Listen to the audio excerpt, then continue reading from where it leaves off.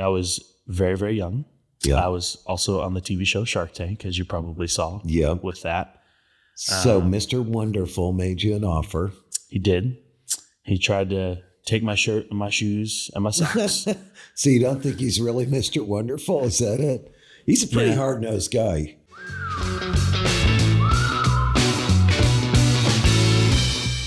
Hey, everybody, we're back. We've got another great episode of Big Talk about small business.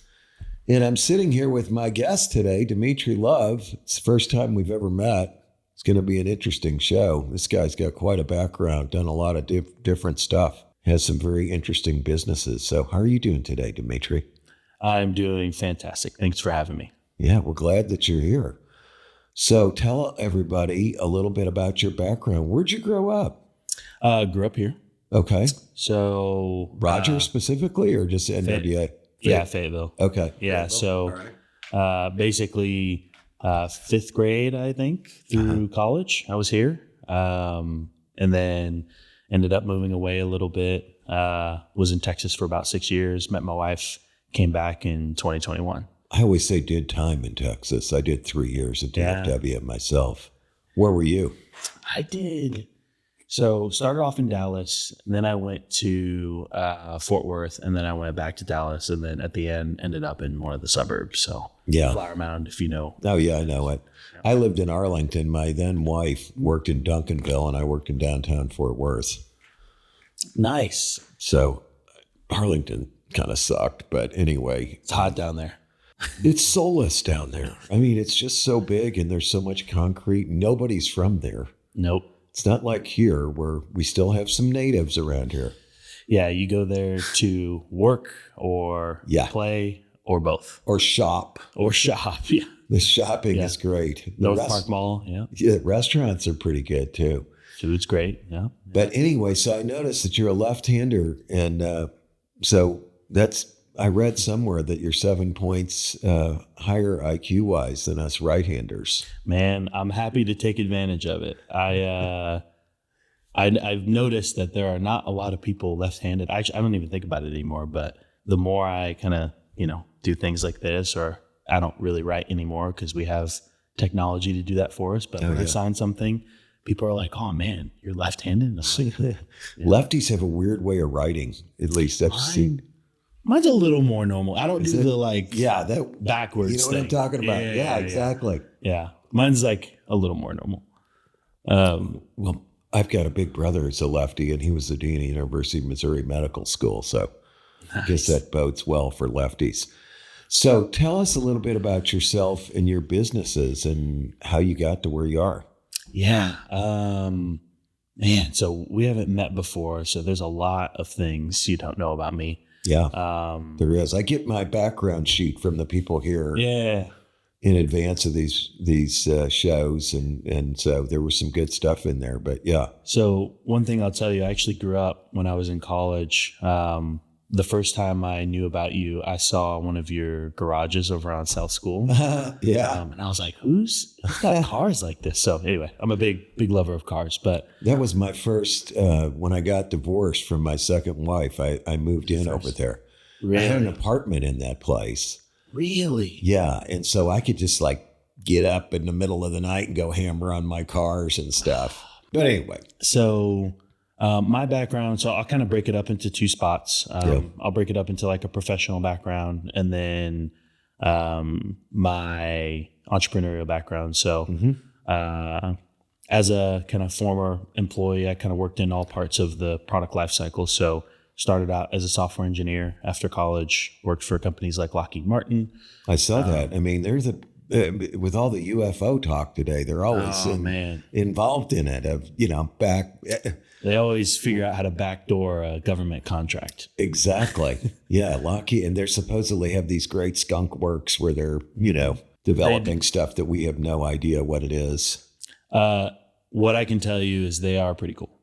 So I worked on back in the day, I was on the F-35 program. So my team supported the F-35, and they were building some very cool things. Now, you got your degree in computer science, or what was it? No, so I was biochemistry. Oh, so, but you were writing code. How did you make that transition? So I have a whole long story. The short version is I used to love to play soccer, and I was trying to play soccer a little too much and had a really bad knee injury. So I tore my ACL, MCL, and most of my meniscus.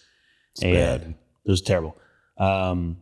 I was on crutches for like basically a year and a half, 2 years, physical therapy, all that stuff. Wow. Had a couple surgeries. And then during that time, I just like life kind of hit me and I had to figure out what to do. So instead, and I might get, roasted a little bit, but instead of graduating, I had about 14 hours left. I quit to go be a software engineer. So many smart guys who are entrepreneurs have done that. You're not the first one I've had in here or that I know. You should have heard my family. My family called me for weeks. Oh, sure. They just thought it was terrible, right? Yeah. And I kind of had to describe it. I was like, look, like, here's my offer. Like, here's the salary. It's a good salary for, someone who's 20 years old. Like, this can't be that bad, right? But it ended up working out. So was a software engineer. And then I moved into the other parts of like the technology lifecycle. So I did UI UX design, which is, making things look really good. And then finally I led product, which is describing and directing the strategy of how things should be built in technology. So I did that for all sorts of companies. I built the UI for the Full Swing Golf Simulator by Tiger Woods, if you know that. I don't. Sounds impressive. It was fun. If there are any golf lovers out there, it was very fun project. Worked for MetLife for a little bit. I also most recently led product at Walmart in between kind of one of my companies. So I was building Sparky, which is the AI assistant that serves cool. About 100 million people across the United States. And yeah, it's kind of where I got my roots in technology and how I learned to build really cool things. On the entrepreneurial side, you broke out. Yes, I did break out. So I have had 3 really big companies and a bunch of small ones, a lot of failures, which I love talking about. The first one was a company called Bundil. If I didn't have this jacket on, you'd see it tattooed on my arm. It was Bundil. Yeah. Bundil. Oh, DIL. Okay, sorry. Yeah, it was a funny story about how I got that name.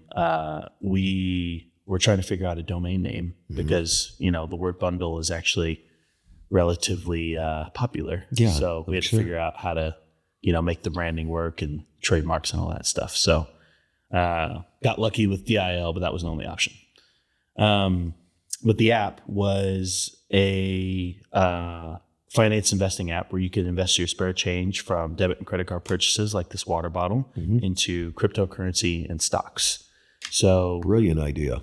Thanks, man. Yeah, it was kind of a play off of Acorns, if you've heard of Acorns, but the key difference was Acorns does ETFs that they create. And then you say ETFs, electronic fund transfers? No, so they do a culmination of stocks into a vehicle that you can invest in. So think like an index fund. Okay. So what Acorns did is they would say, here are the best performing stocks based on what our financial analysis people say, and we'll help you micro invest into those kind of indexes. Okay. And the opportunity I saw is like most people, first of all, don't know what an ETF is. Second of all, most people want control over their investments, especially if they're doing it themselves. So we built basically the same platform, but for direct asset investing. I see. It was really cool. I was very, very young. Yeah. I was also on the TV show Shark Tank, as you probably saw with that. So Mr. Wonderful made you an offer. He did. He tried to take my shirt and my shoes and my socks. So you don't think he's really Mr. Wonderful? Is that it? He's a pretty hard-nosed guy. I think he's a smart guy, but yeah. Very smart. I don't, I'm a little careful on like what I say publicly, but he's actually very nice. He's I'm not not surprised. as mean as he might seem. Yeah. I know he's a big musician and wine aficionado and all this stuff, but yeah. Loves wine. Yeah. He's got his boat, which got him into a little bit of trouble. And he, at the time, loved crypto. He got into a few crypto plays. But yeah, it was a really cool business. Ran it for almost 6 years. We were serving about 100,000 monthly active users. We were doing about $10 million a month transaction volume. Wow. How did you market that thing? I mean, aside from being on Shark Tank, that probably didn't hurt, right? Shark Tank. So what they'll say when you get on Shark Tank, it's about $1 million worth of marketing value, which I didn't believe at the time. But there were so many different avenues that would pick up the show, and the show would run across a large period of time. And it's still out there. Right. Yeah, I see it all the time. Clips galore on whatever. Yeah. Instagram. And they will, oh my goodness, so many people will flock to a product just because Shark Tank has that trust factor, right? So we did that. We also did, I don't know if you're familiar with pay-per-click advertising. Sure. Yeah. Facebook, Instagram, TikTok didn't exist yet. So did you keep ownership of the whole thing? I had majority ownership for a long time. Yeah. So we did raise some venture capital. What did you use that money for if you already had this thing working? I'm just curious. So it sounds so good when I talk about it, right? But basically the first 3.5 years making nothing. Oh, it's terrible. Was trying to figure out. So at the time, Bundil was building in a landscape that hadn't been regulated or constructed yet. So everybody hated crypto. It got to where crypto was really cool for a second, and then everything crashed. Everybody hated it. And then it was cool again, and then it crashed. Everybody hated it. So there were a lot of tumultuous times. We also didn't have, this is kind of going into my financial services background, but we didn't have the regulated infrastructure to support transfers and liquidity. So we had to rely on third parties, and the third parties were dying pretty often. So it caused us to need some capital. So over that life cycle, raised, I think it was almost $2 million for it. But hey, you're doing 10 million in transactions a month. I mean, that's a pretty good number. It's a good number. Our percentages were not super high. Sure. But it was good volume for sure. Yeah. A lot of people were using it, and, microtransactions add up. So it was a really cool thing to see. So usually people swipe their card, debit or credit, 5 to 7 times a day. So people would invest anywhere between $80 and $120 a month. But it was a really cool thing to see. And at the same time, just kind of moving through this life cycle that I had. I was building a company called Hydrant with a friend of mine. So while I was at an accelerator building Bundil, I met a guy named Dave, and he was like, "Hey, I need some help building a product. I don't know how to build software, technology. I have this opportunity." And I was like, "I'll help. Tell me what it is." Yeah. So he had this idea to create a marketplace of firefighters because, they have a 24 hours on, 48 hours off schedule. Sure. And wanted to create a way for residents and businesses to hire them for handyman type work. Okay. I like that. Really cool idea. They always have other jobs. Every fireman I've known. Yeah. Yeah. Usually they have a trade. They're wallpaper hangers. They're brick masons. They're something. Yep. And it was so interesting because I asked him, I was like, how the heck did you notice that? Yeah. That's such a weird thing to notice. And his brother was a firefighter, actually. And kept asking him, hey, can I come help around the house, or you got some work for me? And finally he was like, all right, let me just. There's other ones out there. You see one and you go, there must be others out there like that, right? Exactly. Yeah, I get it. What a great idea. So how'd that work out? Really cool business. It was running for a while, a little longer than Bundil, almost 7 years, I believe. And then that one actually exited to the Belfor group. So the big restoration company. Yeah. Which was very cool. It's my first exit. It showed me, what all of the years of work can do and turn into a waterfall, which was very exciting. So what about Bundil? Back on that, what happened Bundil there? died a terrible death. Okay. So we, in one of those life cycles of people hating crypto, did you ever hear about FTX? Do you know what that was? I don't. I'm sorry. So quick story is there was a huge crypto liquidity company called FTX. They were an exchange like Coinbase or other ones that you would buy crypto from. Yep. And their founder basically scammed a lot of people out of like $7 or $8 billion. What was this guy's name? Sam Bankman-Fried. Yeah, Sam Bankman, for sure. I know what this is all about. Yeah. What people don't know about his scam is there were so many companies that relied on FTX for liquidity. That's why you started seeing it reach like Tom Brady, like reach all these celebrities, companies that, you would think wouldn't matter. Yeah. Actually, Anthropic, one of the biggest AI companies in the world, got an investment from Sam Bankman-Fried. And what people don't know is like a lot of the smaller companies who relied on FTX, they died because of the liquidity tied up in the scam. So that happened to us. So you were a victim of Sam Bankman-Fried. Wow. I was a victim. That's wild. Yep. Our liquidity provider had, I think it was like 60% allocation. Holy cow. Yeah, okay. I'm sorry. It's crazy. Stuff like that happens to people. It does. Yeah. It was good learning though. It taught me not to have all my eggs in one basket. It also taught me about redundancy in systems. So, as I'm building kind of these new products, I want to make sure I don't rely on one thing that could, that could take you down. My whole business. Sure.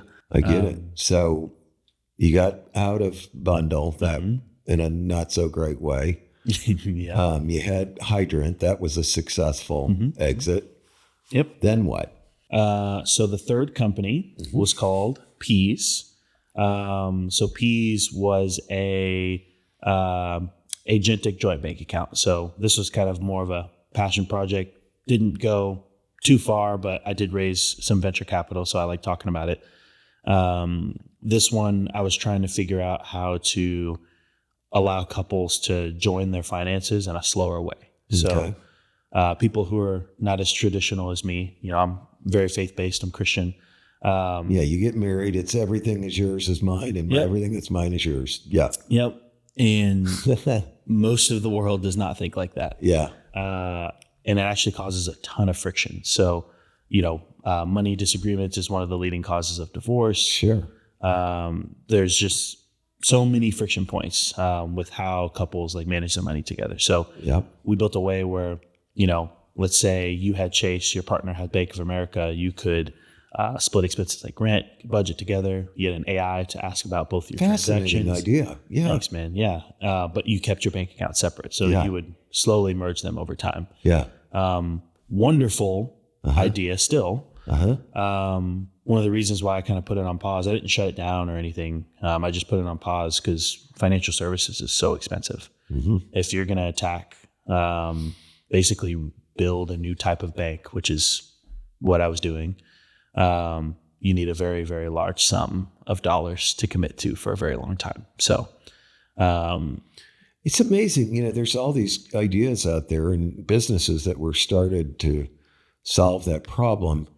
It always fascinates me in terms of like, how do the customers find these things unless they get some really great PR? There's so many of them out there that just don't get off the ground. I mean, it's really hard driving people to your own website. I think people underestimate how difficult that is. Having had a lot of businesses where I was trying to do that and still do. It is. One of the things that if you're going to build consumer products, if I was going to, give some random advice to a potential founder out there. It's like have tons and tons of money. That would be my advice. Tons of money. Spend it on advertising. On ads, yeah. Or a very unique ability to create virality. Yeah, exactly. And that's a difficult thing to do. It is. It can happen though, clearly. It's something I've studied.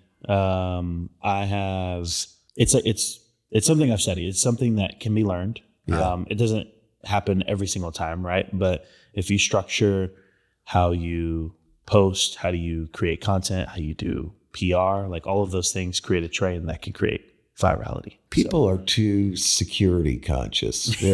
They're too cautious with their marketing. They're afraid to do something that people will say is too radical. They don't want to alienate anybody. They don't like to use humor. They don't.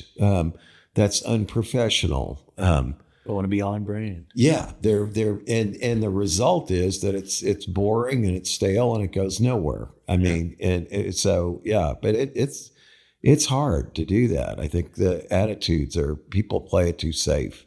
I agree. I think one of the biggest shifts I've been seeing in this kind of new consolidation of, company building is people are much more willing to take risks. Yeah. There's now that you can be a solo entrepreneur, sit at home with Claude on a laptop and literally build an entire company by yourself. People are like, I used to hate that term solopreneur. I'm like, that's BS. Because if it's all tied to you, the thing doesn't really have any value. And entrepreneurship's all about building value in the enterprise that you can extract on exit, not what you suck out along the way. Mm-hmm. But as you say, with Claude, it's changing. It's a different game. It just blows my mind, the uses and the outputs. Every day I see applications for it that kill me. It would just take weeks to do what this thing just did in 30 seconds. Mm-hmm. It's very cool to see. Yeah. A little scary as well. Yes, absolutely. I think we're going to get flooded with not so great products, not so great, actors in the space. But I also think we're going to get flooded with a ton of value for, the people. So my sort of conclusion on all that AI is it's a great doing tool. You still can't replace the human mind for creativity. That's the distinction. It's the creativity aspect. And of course, the relationship aspect that you're never going to be able to use AI to do. Agreed. But boy, it can do a lot of work and it can be good. I mean. Oh, yeah. Knowledge work. Yeah. This weekend, I had to do a live webinar on Tuesday and I had to turn out the presentation. I was so busy. I was at one of my businesses up in Indiana and I just had no time to write this thing at all. So I wrote it all out on Sunday morning. I send it to the company and the marketing director sends it back to me later that day. And I sent it to him and I said, look, here's my presentation. I go, but I'm no graphic designer. The design here, make any changes you want. He sends it back to me and it's perfect because I just sent it over to Claude. Oh, man. And it's like, good graphic design, takes some skill. I mean, there's tons of tools that would do stuff for you, but it sucked. Mm-hmm. And now it's actually good. It's good. Yep. And it's done that fast. It is. That's just one use of a zillion of them. I just looked at some market research done and, oh my God, 30 minutes before you and I met, I'm like, I can't believe this just came out of Claude. Yeah. What are you most excited about with that new capability? I don't know. I mean, it's great for business planning. It's great for valuing businesses, structuring deals to buy businesses. I mean, I've just every day I'm impressed. I mean, I see these things every single day. Which one do you use, GPT or Claude the most? I use GPT, but I see a lot of output from other people with Claude. Yeah. I just haven't found it as easy to use. Yeah. Myself. They do, different things. Yeah. Their models are tailored for different things. So, but these tools, so you can be by yourself, you can have a real business now. It's the bottom line. Mm-hmm. You can be. That has value that you've created. Yep. Anyone who has an idea. So, back in the day, everyone would come up to me and be like, Dmitri, I have an idea. Like, can you help me build this app? Right? Yeah. And I'm sure. Okay. What's the idea? There's a lot of ideas. A lot of ideas, right? Poor execution. Yes. Now, Claude can take your idea, validate it, structure a plan for you, build against that plan. I know. And you're sitting at work or at home watching football or out of the bar drinking a beer. You're doing all this while Claude is building a business for you. And it's something. It's something to see. Anyway, where were we at on my we're saying that there's a lot of how do you get people to your business? How do you draw people in? Distribution's a really big thing. But anyway, so you have you had these various ventures. Then what? You told us about 3 of them. Mm-hmm. How did you get to what you've got right now? That's a really good question. So while I was at Walmart, I saw a huge problem in how we consume food, how retail intelligence worked, retail media worked. Mm-hmm. Saw some great opportunity. Actually, one of my past investors in Peas, he was an executive at Walmart, just recently retired to work on this thing with me. Yeah. And he reached out and was like, hey, like, I have an idea. Do you want to build a company? I was like, sure. Why wouldn't I? Right. Mm-hmm. And the question he kind of postulated was, I want to make sure that everybody in America can answer the question, what's for dinner, without having to think about it. Yeah. Oh, God. Like, so familiar, right? So familiar. Everybody asks 4 p.m. Yeah. Hey, babe, what do we have for dinner? Exactly.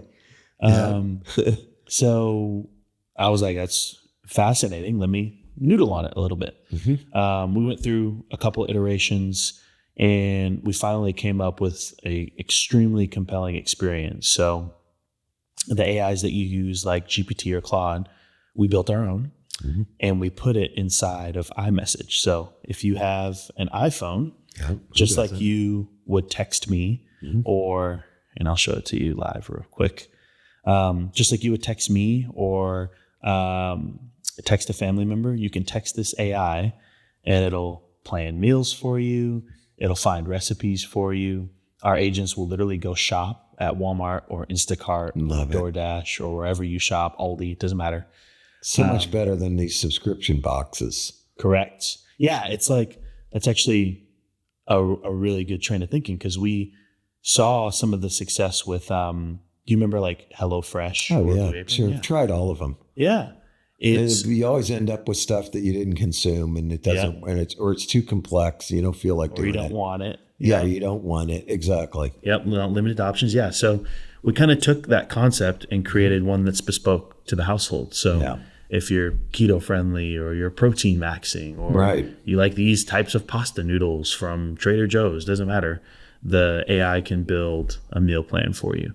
So does it start out by asking you a lot of questions?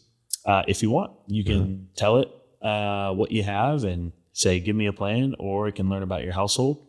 It's completely flexible. So what's this app called? So it's literally just a phone number. So you don't have to download an app. So I'll send it to you. Awesome, man. Yep. We have a thesis. We don't think apps are going to exist as much anymore. Mm-hmm. So we wanted to build out an experience that anybody could use for free, inside of their phone. So love it. We hooked it up to a phone number so you can just send it a text creative message. idea in itself. Yeah. Makes total sense. It's been great. So that's not even iPhone dependent then if I just got a phone number, right? Yeah, so we're going to launch SMS soon. So right now we're doing iMessage because iMessage comes with some really cool things like read receipts and you can see interaction with it. Sure. SMS takes a little bit more massaging, but we're going to launch that as well. So anybody literally with a phone number can answer the question. Cool. What's for dinner? I love it. So how do you make money on that? Wonderful question. So it's going to be completely free to the consumer or anybody who uses it. We charge in 2 ways. So suppliers, think Coca-Cola or Kraft Heinz or Nestle, can pay for either retail intelligence. So understanding which households have their product, how they're being consumed, which products they would like to see from them, which then informs retail media. So the problem I saw while I was in Walmart is retail media, these suppliers they're spending billions and billions of dollars, like $60 billion a year Sure. on really terrible ads. So if you go into Walmart, you might search for toilet paper and see an ad for like Campbell's soup or something, right? Highly non-contextual, useless. Like who's buying Campbell's soup when I'm searching for toilet paper? So what we do is we service ads during the discovery process. So when you're trying to plan what's for dinner, try to figure out what recipes you want, we will run ads within the ingredients of that recipe. Wow, that's got to be a lot better result you get as a product company, right? 100%. Because you know this person's actually shopping for that thing. Yep. Not just like, maybe I'll catch them and they want my soup. Yep. The intent's there. Yeah. That's a brilliant idea. I love that. Yeah. Yeah. No, we're super excited about it. And I wish my co-founder Creighton was here. He can explain a lot more of the retail media side. Cause he was an executive at Walmart for like 17 years. So, but we've just gotten wonderful reception. I haven't seen a product like kind of, have the light bulb go off or the light go in somebody's eyes as much as this one before. What always seems to me though, with things like that, I mean, so you go out there to potential advertisers and they want to know how many users you have. And you're just starting out. So you're not going to have a whole lot of users, right? How do you sell that then? Especially to like a big company where they're all about the numbers. That is a good question. Little bit of a trade secret there. There's two things. You don't have to tell your trade secrets. No, it's okay. It's okay. Anybody who watches the podcast, like I love making sure people can learn. So I'm a bad person to withhold information. I'm with you on that. I just share everything because I figure they're not all going to do it anyway. Exactly. And everybody's circumstance is different. Exactly. And capability.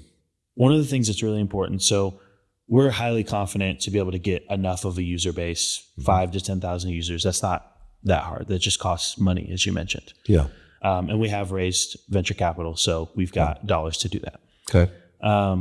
The thing that's really important is how you package and bucket the information. So when you look at, we'll use Walmart's products. So they have a product called Scintilla, and they have a product called Walmart Connect. Okay. Those two products kind of serve the intelligence and media arms for Walmart.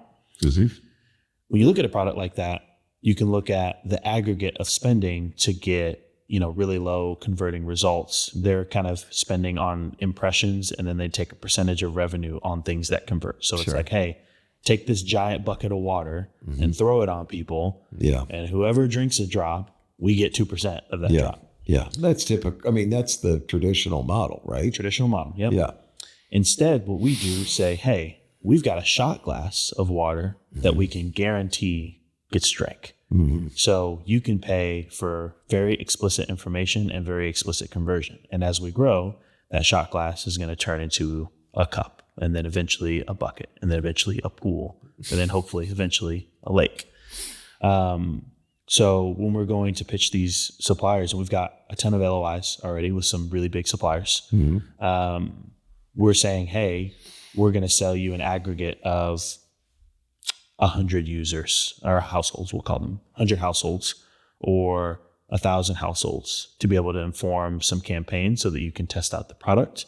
And then next year, whenever you're doing your budgets for 2027, we want this percent. So we're using this year as like pilots to show the efficacy and the performance. And then in 2027, we're going to say, hey, that $100 million budget you got, we'd like a chunk. Makes total sense. You've demonstrated then. It's completely proven. The model's proved out. Most industries I've learned painfully are all about trust. Yeah. So the more trust you can build, the more that you can show that you can execute or provide value, like you mentioned, the faster you'll move. Yeah. Well, it's just like Shark Tank. I mean, the first question they ask everybody is, how much of this have you sold? Yeah. Isn't it? Yeah.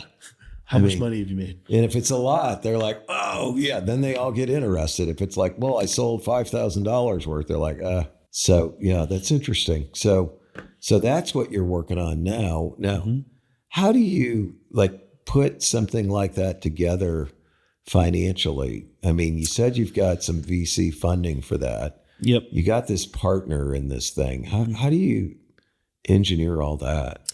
So products like this, they are expensive. So, there's the product I was kind of mentioning that someone could build, at home with their laptop, relatively lower complexity.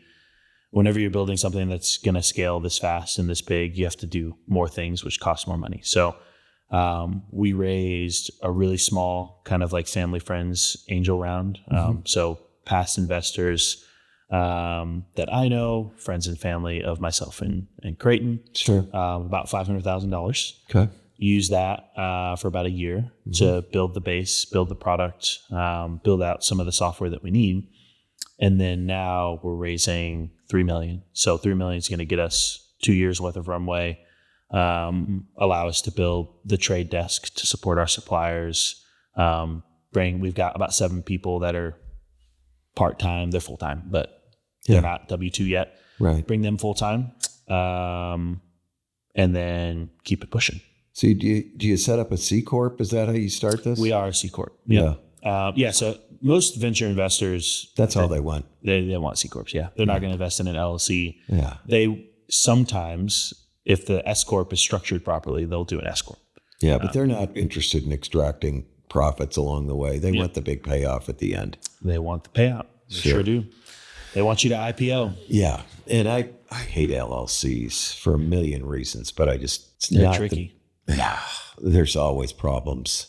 If you're an LLC for an individual, I think that's fine. It's okay. Yeah. Second, another person's involved. Exactly. That's it. Or if you and I want to do an apartment building in Bentonville and it's going to be an 8-unit building and we buy the land together in an LLC, we build the building, we lease it up and we sell it and it all happens in 2 years. That's temporary fine. Vehicle. Yep. Yeah. We're not, but otherwise it just drives me crazy though, these attorneys and people who want to start ventures and they always put them in LLCs to start with.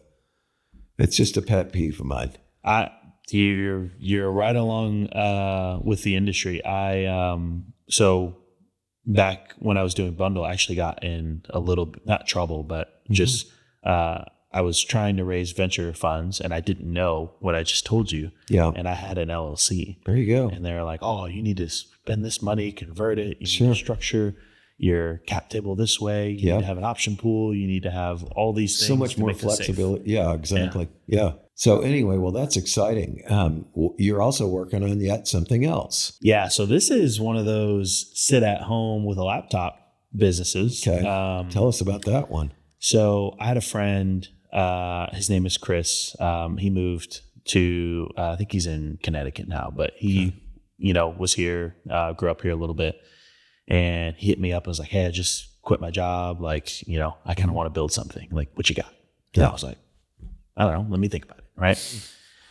One of the things that if my investors see this, I'm sorry, that I'm really. Don't say anything you don't want to say. No. It's a funny thing. Okay. I am really bad, like famously bad at sending investor updates. Yeah. So I get it. When you raise venture capital, they actually often have something called information rights. Yeah. So you are obligated contractually to send updates. Yeah. I get it. Usually the standard cadence is about once a month. And they would hear from me maybe once a quarter because I'd be busy. I'd be building and trying to figure things out. Absolutely. Been there. Got it. So I was like, hey, I suck at this. I know a lot of other founders suck at it and have to spend time doing it. Yep. Why not build a software that can do it for you, right? So we took the concept of, so I don't know if you're familiar with the concept of an MCP. So Claude, one of the big AI companies, they created this gateway where they can take all sorts of tools, think Google Docs, Microsoft Word, whatever, it doesn't matter the tool, aggregate it to where everybody can connect to it, right? Yeah. So we built something kind of similar where you can connect all of your tools for your business. So your QuickBooks, your email, your whatever, right? Sure. Your spreadsheets, spreadsheets, wherever you're tracking your revenue, like all that stuff. Yep. All of those tools, we use an AI to generate insights and they create an email for you and send it off on a cadence that you choose. And you can edit it before it goes out. How do you charge for this? So this one, we're actually still in the middle of discovering. So we've got about 20 customers. Okay. We're in the middle of trying to figure out a good pricing model. So there's a lot of other things that it can do. We have something called a data room. So like when you need to show investors documents, you put can it do all that in with there. us as well. Sure. Yeah.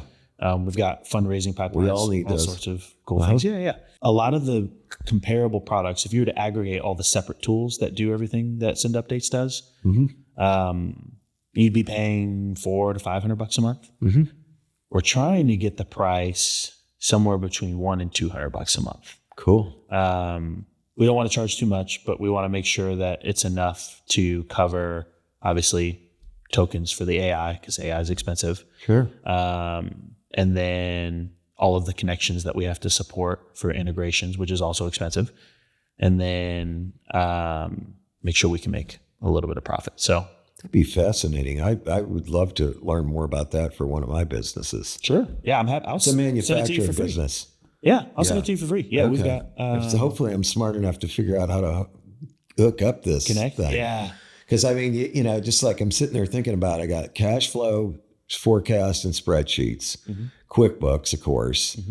In our case, Backbone, which is our MRP system. I don't know if you're familiar with that, but it's manufacturing resource planning.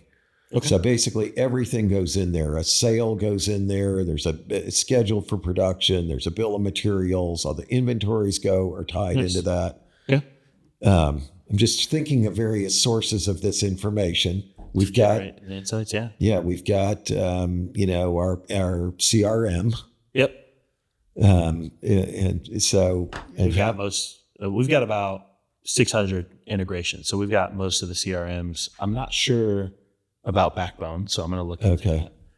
Yeah, you probably don't. Well, you might. I mean, it's used by manufacturing companies. You said it's an MRP. Yeah. Okay. I'm going to look into that. Yeah. What a cool tool, though, because it is a hassle. Yeah. And then you feel guilty about not giving people the information. I don't want to be one of those people who only gives people good news either. Yeah. Okay. Nobody likes that. Lenders don't like that. Investors don't like that. That's the other. Give them the good news and the bad news. Yep. That's the other reason why I wanted to build this tool. Cause it would be one quarter, great news. Yeah. Next quarter, we're dying. Yeah. Next quarter, we survived. Right. Next quarter, we're dying again. So being able to show like the progression of how I'm thinking, what steps I'm taking, that's all that good stuff. Seems to me like you need to hook up with the WeFunder people. Because, the crowdfunder? Yeah, because all their companies that are on WeFunder that are raising capital, this would be such a great tool for them, post raise. Post fund, yeah. And they just got, God knows how many companies are on there. Yeah, happy. Because it's a challenge for us. Again, we got these WeFunder investors. The list all resides inside WeFunder. On the cap table, it's only one entry. Okay, it's a special purpose vehicle that all these WeFunder investors are tied into, but they all got to be informed. I didn't know you did a WeFunder campaign. That's cool. We did for Janus Motorcycles. Yeah. Okay. Yeah. That's a good idea. So anyway, I'll have to. I literally forgot about crowdfunding until you said that. So that's a great idea. Well, it just seems like such a great tool for these people if they can get all these things for sure. in place. I might use you as, if you don't mind, use you as a beta tester. Hey, like I said, as long as I'm smart enough to figure out how to use this. Yeah, I don't have an army of implementers that I can pass this over to. Farm it off to. Yeah. That's something that is always difficult. So figuring out how to get people onboarded, understanding like the usefulness of the tool, like there's really an art. So like with Served, we get the benefit of being able to text, right? So we can say, hey, here's what you can do. Here's how you do it. We can run them down flows. In a system like Send Updates, you're just in a dashboard. Yeah. And you got to kind of figure it out. So we have a few ways to do onboarding, but that's what we're testing out right now. Cause like there's so many things you can do. We kind of want to guide our users down a pathway so they know what to do, how to do it. Ready to level up your show? At podcastvideos.com, we offer industry-leading recording and expert marketing to help your show reach more listeners. From creation to distribution, we've got you covered. Visit podcastvideos.com and elevate your podcast today. Well, it seems super valuable. I mean, maybe that's got to be a consulting job at the front end that you charge people something to set it up. I don't know. I'm not, maybe that's a big barrier then. See that we thought about, I'm going to use you like live for a second just to think about something. We thought about the consulting model. So a lot of enterprises are struggling with like AI tool implementation, and actually OpenAI, they're creating an arm to help enterprises do this. So we've considered like getting kind of like a biz dev team, and like in the industry, they call them forward deployed engineers. So it'd be like salesperson and then a sales engineer. Who can help integrate, set up, build any like custom, connections that are needed so that the platform's working. Yeah, I mean, you're going to have that. There's got to be people out there using stuff that you're not set up to integrate yet. That's a good idea too. But anyway, well, you give me great ideas. Hey, man. Well, listen, I'm thrilled. It seems like you have so many ideas of things that are so useful. Thanks, man. What I hear from you, though, and I want this to be a lesson to all our listeners, this is a recurring lesson, folks, and that is if you have a problem with something that needs to be solved, odds are other people out there have the same problem. Okay? It's 100%. Just, I see this all the time. I always think about I used to be even in the development business, and I did a lot of I did more houses in downtown Fayetteville renovations than anybody else. And sold them at high prices. And I always thought to myself, almost every time, if I was going to buy this house, what would I want in it?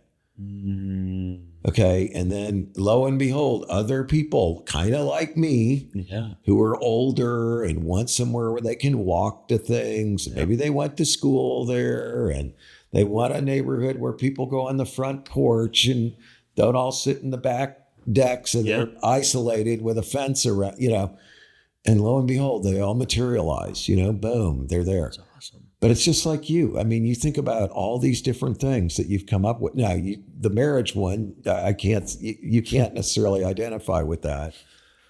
Because you combined everything right away. But I mean, talk to somebody who's been married 3 times or whatever. They're probably thinking differently than somebody who just got hooked up. For the first time. I have a funny, just random story about that. I'm a little crazy in how I do kind of like user interviews. So you'll notice like, even as we're talking, I'll ask you certain questions to understand, how you think and how, I might be able to help you best. But when I was building Peas, I would literally like go to restaurants and buy people's dinner just so I could ask them like, hey, how are you guys doing finance? Like, you get separate, like, so on and so forth. I'm building an app, here's what it is.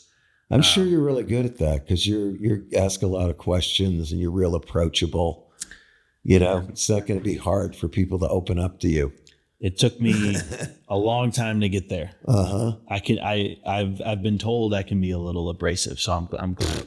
So now, what's your day like? You're asking all the fun questions. So believe it or not, I am super allergic to the morning time. Okay.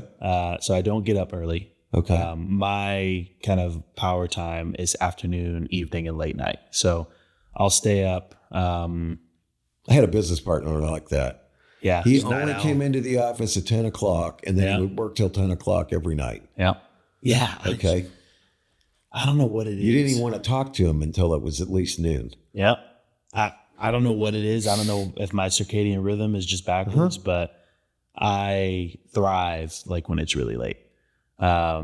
Whether it's late or it's early, it's the same thing. It's like all this other stuff dies down. All the activities and interruptions of the day fade away. Quiet. Yep. And then you can actually focus. I mean, that's a problem for people today.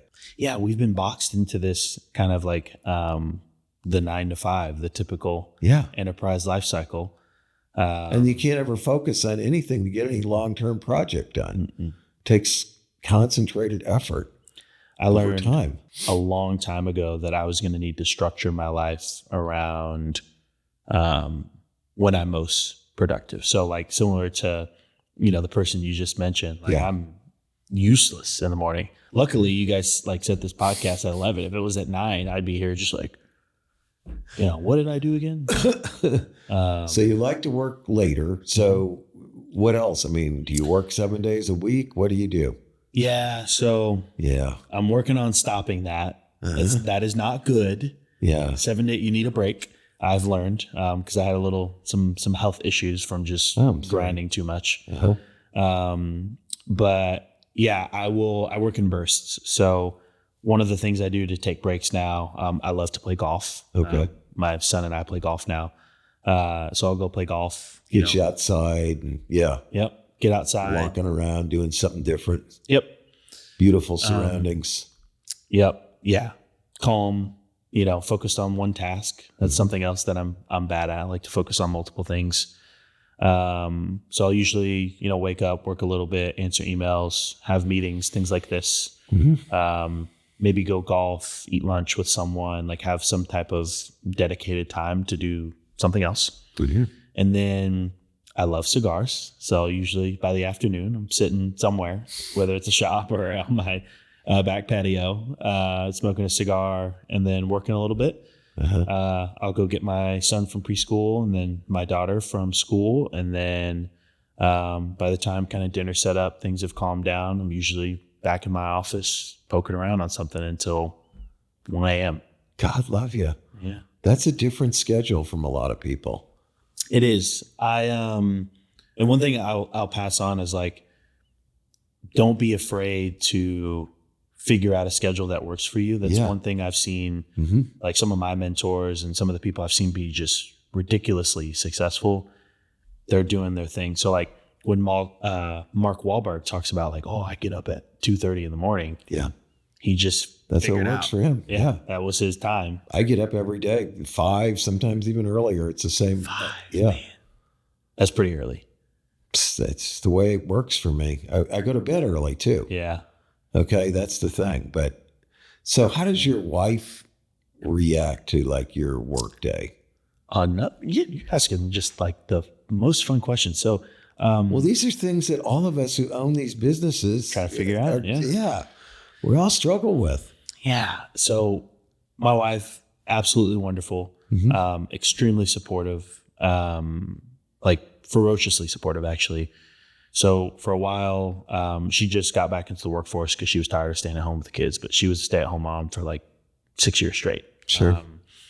And one of the things that worked out and then became a little bit of a superpower is we were able to split time with the kids. So especially when we had like, babies, she would do mornings. And then by the time I got up, we were kind of tag teaming and then she would go to bed. And if I had to do anything late at night, I could handle it. So it was really good for that. The stressors came. So this year has been good. Last year and the year before, I did a ton of travel because there's not a really good venture landscape here. So I was in San Francisco a lot, I was in New York a lot, which was stressful. So yeah, then you leave her with the kids. She gets absolutely no break. Yep. Yeah, She it's a had no lot. breaks. I've done that Yeah, myself. it's hard. So I would. It's hard in a relationship. It is. So I balanced. So I learned quickly to balance. So I would bring them with me if I could. Okay. Which is a little bit of a hack. You bring them. Hey, we're going to go on a trip. Sure. Eat some good food. Do whatever. Yep. Go swimming in the hotel pool. Yep. Or I would try to like limit the time that I was gone and then come back and give her a break. Like, hey, go. Yeah. Do something, hang out. Sure. If you want to go on a date, we can do that. We'll get a babysitter, whatever you want. So we made it work, but she's extremely supportive. I mean, I think I'm talking about like all the things that I did. It's really just her being very gracious and lovely and supportive. So, well, you've demonstrated you know what you're doing and had some successes. Yeah. Okay. I think that's a big problem for a lot of entrepreneurs is they may have this crazy, work set up where they're working all the time and they're not making any money at various points of time. And, it's kind of hard to sell that. So for very long. Once you demonstrate, hey, there's a big pot of gold at the end of the rainbow. Yeah. Maybe this will work out. Yeah. Then you have a little more credibility. Then the sacrifices along the way may seem more worth it. I love that you brought that up, because one of the things I love talking about is like failures, right? Mm-hmm. So, my wife was able to see successes, right? Sure. But she also saw a lot of failures. Yeah. There were a lot of times where I'm like, hey, like, we're not going to have income for 6 months. Or, yeah. hey, like, this is real ugly. All this money I made on an exit, right? I spent it all building another thing. So, there's definitely been some tumultuous times. And like I said, just to her credit, like, I didn't do anything. She was just extremely supportive. She was like, hey, whatever you want to go for, I'm right there with you. So I live it to death for it. Yep. She's a great partner. And I think that's indicative of like how I think about structuring teams. Like, you got to have a good team, good support system around you. So what kind of people do you look for when you are trying to bring somebody on your team? Do you have like a type? I have some pillars that I look for. So high agency. So someone who wants to get the job done, iterate, continue, move forward. Don't need a lot of attention. Nope. Yeah. Like, if they're bugging me more than I bug them, that's usually a good sign. Right. And then high integrity. So again, someone that I can say, hey, here's the direction, here's all your tools, go build a highway or carve out a lane for yourself. Yep. And then one of the things that's kind of coming up recently, I kind of like a mix. So like, for individual contributors, so think of like an engineer or a designer or someone who's specialized in a particular thing. Mm-hmm. I've found like some of the younger kids that are coming up in this ecosystem, they're sharp, they're hungry, and they're ready to do anything, which is fantastic. Yeah. For leaders, what I look for in leaders, I've found, and this is kind of like an age-old thing, I probably would have argued against myself, 5 years ago, but older, maybe they've got a family, like they've had some more experience such that they can pass on the wisdom. Yeah, it's funny you're saying that, because I've had to come to the same conclusion recently. I either want young people that are highly motivated and extremely intelligent. Maybe they don't know a lot yet, but they learn fast. Mm-hmm. Or I like older people who've already done it. They're very responsible. Mm-hmm. They're not going to be flaky. Mm-hmm. They know how to get along with other people. Okay. Yep. They're proven. The worst thing to me is like the middle-aged failure. I mean, I hate to say, it's like, I don't want, it's like they're going through a divorce right now. They just had their car repoed. They got a hard luck story. Those are the people I don't want on my team. They got a million problems. They got problems with all their kids or whatever. Mm-hmm. They can't focus. Yep. Okay. They may be a good person. They may be intelligent. They may be capable. They just have so many personal things that are just like sucking them down. Mind has to be clear. Yeah. For sure. It really is true. That's something I look for as well. The pattern that I see most often will be founders who try to go work, like myself. Like, I've been in situations where I'll go work and there's a person, if you don't have that high agency and high integrity and you're only thinking about yourself, if you're kind of a founder mentality and you try to go work for someone, you're just going to use that as like a means to an end, which is bad. So trying to find those people who have that founder mentality, but again, that high agency, high integrity, such that, hey, if I'm here for whatever time I'm here, I'm going to give you my all, or give you exactly. More yeah. We've run out of time, unfortunately, but it's really fun talking with you. There's so much we can talk about. Yeah, it's been great. I'll have to come back with my co-founder one of these days. No, that'd be awesome. And we can talk more about the business.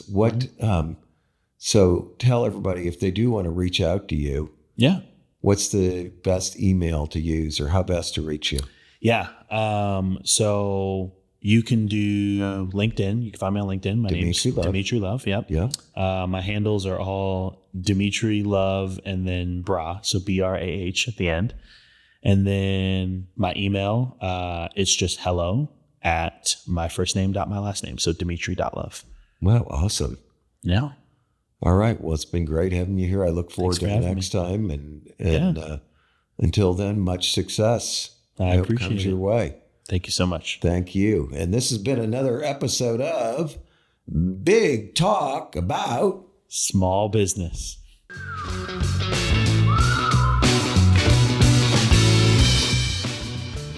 Thanks for tuning into this episode of Big Talk About Small Business. If you have any questions or ideas for upcoming shows, be sure to head over to our website, www.bigtalkaboutsmallbusiness.com, and click on the Ask the Host button for the chance to have your questions answered on the show. Stay connected with us on LinkedIn at Big Talk About Small Business. And be sure to head over to our website to read articles, browse episodes, and ask questions about upcoming shows.